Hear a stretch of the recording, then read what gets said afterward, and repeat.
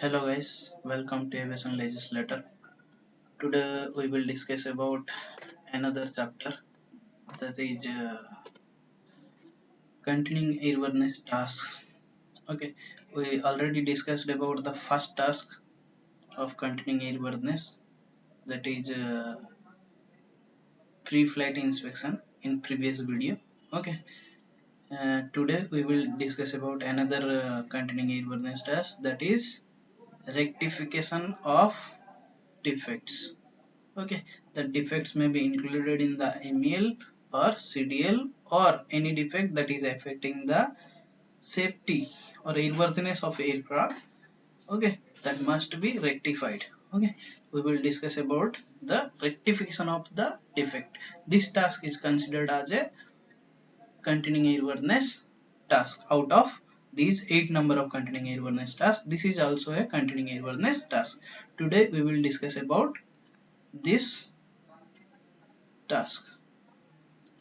So this is the second task of continuing airworthiness task, that is the rectification of defects or damages.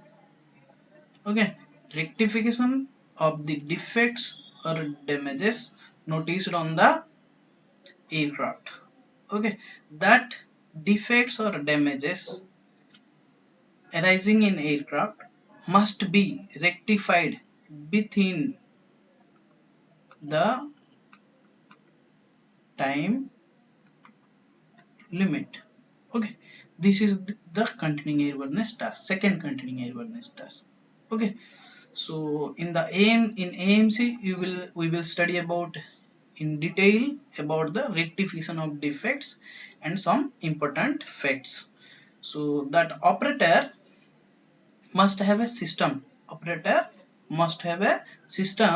to ensure that all defects, any type of defect, okay, affecting the safety operation of the aircraft are rectified within the time limits prescribed by the MEL or CDL or in the maintenance data. Okay, so for this operator must have a system. Operator should ensure that defect must be rectified within the prescribed time limit. For example, if any defect arising on aircraft that affecting the safety of aircraft or airworthiness of aircraft, or that defect came under MEL or CDL, all defects have the certain time limit for rectification. Okay, within the time limit that defect must be rectified. To ensure this, that defect is rectified within the time limit or not, that operator must have a system, okay, for ensuring that defects are rectified within the time limit or not. If that rectification of the defects cannot be postponed, okay, the rectification of these defects as prescribed time limits given in maintenance data or MEL or CDL, that within the time limit those defects must be rectified, can't be postponed. If someone wants to postpone the rectification of this defect, that must be agreed by operator, and that agreement must be done in accordance with a procedure. There must be a procedure for postponement of rectification of these defects, okay, and that procedure must be approved by DGCA. First thing that must be rectified within time limit. Okay, second thing, if someone wants to postpone that rectification of that defect, okay, that postponement done in accordance with the operator's agreement agreement, and that operator must be agree the postponement of defect in accordance with the procedure, and that procedure must be approved by DGCA. Clear? Okay. When deferring or carrying forward a defect means the defect is not rectified within the time limit as prescribed in the MEL or CDL or in the maintenance data. Okay, if that defect is not rectified within the time limit, we say that that defect is deferred or carrying forward. Okay, when deferring or carrying forward a defect rectification, we should consider the cumulative effect of that defect which is not rectified, and if that aircraft is released for service. Okay, if that aircraft is releasing, we are releasing that aircraft for service without rectifying that defect, we should consider the what is the consequences of that postponement of defect rectification. Okay, after considering if that defects rectification is not done within time limit, if you are releasing that aircraft with defect, that defect can't affect any other systems of aircraft. This must be considered. If that is not affect any other systems, then that aircraft may be permitted to service. Okay, so this must be considered. What is the cumulative effect of that defects rectification postponement? Okay, so another thing, if someone is postponing the defect rectification or deferring the rectification of that defect, that should be informed to pilot or flight crew. Okay, before that flight crew arrives at that aircraft. Okay, this is another important thing.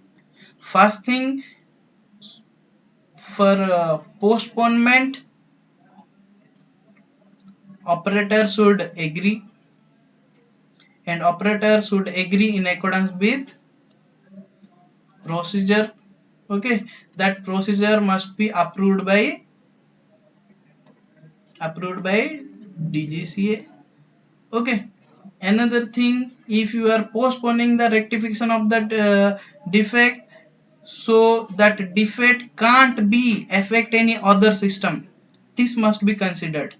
Okay, after this consideration, if you are releasing the aircraft with the defect without rectifying, that should be informed to pilot or flight crew before the flight crew or pilot arrives at that aircraft. Okay, clear? Another thing, in case means this is a special case. This requirement is not all operator. Okay, in case that aircraft used by operator who are certified in accordance with Schedule 11, means commercial air transport operators or Schedule air transport operator, and any operator having the complex motor powered aircraft. Okay, so in that case, that operator must have a system of assessment. What is the system of assessment? Means if your aircraft system facing defects, what are the defects noticed in certain time period? Okay, what are the list of defects? Okay, 1 2 3 4 5, these are the defect noticed in a certain month or in a certain time period. What are the types of defect? Is that defect is included in MEL or CDL? Is that defect is affecting the safety of aircraft? That are so recorded. Okay, what after noticing that defect, you are rectified that defect within time limit, or you are postponed that defects rectification. All things must be recorded. That is the system of assessment. Okay, this system of assessment should be given to CAMO. This system of assessment should be given to CAMO, because CAMO is having the defect control system. What? Defect control system. Because why this defect control system is necessary? Because CAMO generally monitors the continuing airworthiness of our aircraft. Okay, to effectively monitor the continuing airworthiness of our aircraft, CAMO is having the defect control system, through which CAMO effectively analyzing the aircraft's performance by analyzing these defects. So operators would have a system of assessment, and this system of assessment, operators should give this system of assessment to the respective CAMO, and this system of assessment help our CAMO to effectively analyze the defect control system. Okay, effectively working of the defect control system. If CAMO actively work on the defect control system, then CAMO monitors the continuing airworthiness, because defect controlling is considered as a continuing airworthiness task. Okay, so in this way CAMO by properly if CAMO get the proper system of assessment of defects, then CAMO will effectively work on the defect control system, and CAMO monitor our continuing airworthiness of aircraft. Okay, another thing, for proper analyzing of the defects in the defect control system that is available at the CAMO organization, CAMO categorized defects in 4 categories. First one is significant incidents and defects. Second one is repetitive incidents and defects.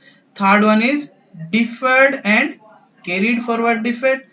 Fourth one is unscheduled removals and system performance. Okay, so first one, significant incident and defect. Significant means name indicates this type of defects, this type of incidents directly, hazardously, seriously affect the aircraft's airworthiness or safety.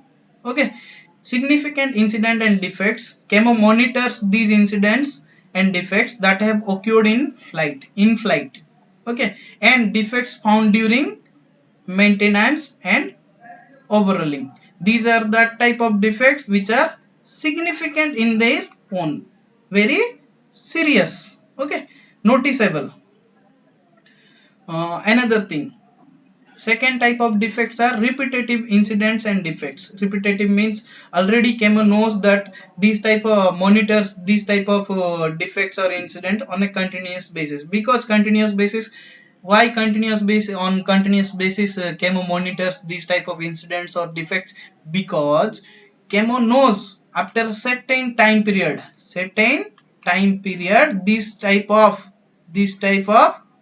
after a certain time period this type of incident and defects may occur in the aircraft. Okay, these are called repetitive. Okay, this means CAMO having the experience on this type of defects in our aircraft. So third one is deferred and carried forward defect. Deferred defects are defined as those defects reported in operational service. Okay, operational persons like pilot or pilot in command or any flight crew reported this type of defects, and which is deferred for later rectification, means rectification of this defect postponed, and who reported? Operational persons. Okay, so these are called deferred defect.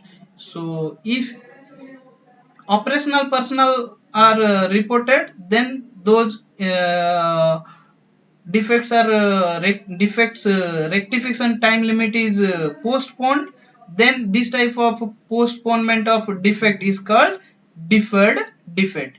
If that defect is noticed during maintenance, reported during maintenance, and that is the defects rectification time limit is forwarded or postponed, then this is called carried forward defect. Okay, nothing is different, both type of defects are defects rectification time limit is forwarded, but during operational service if that defect is reported and you are not completing the rectification, then that is called deferred defect.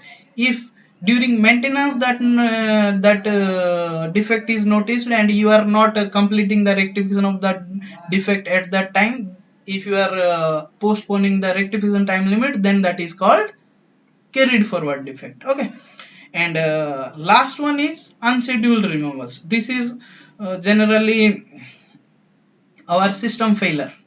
Okay, system failure in aircraft, in airframe, engine, flight controls, there are in aircraft there are many systems. Okay, there are many systems. If some system is totally failed, if that system needs replacement, then that is called unscheduled removals. CAMO also analyzes this type of unscheduled component removals.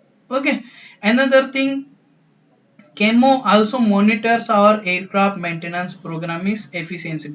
Aircraft maintenance programming is nothing. This is the program in accordance with maintenance of our aircraft is done in accordance with maintenance programming. If you are maintaining your aircraft in accordance with approved maintenance programming, then how much your aircraft is effective, that is also analyzed by the CAMO. In that way, CAMO analyzes the maintenance program is efficiency, effectiveness of that maintenance programming on our aircraft. Okay, so thank you very much.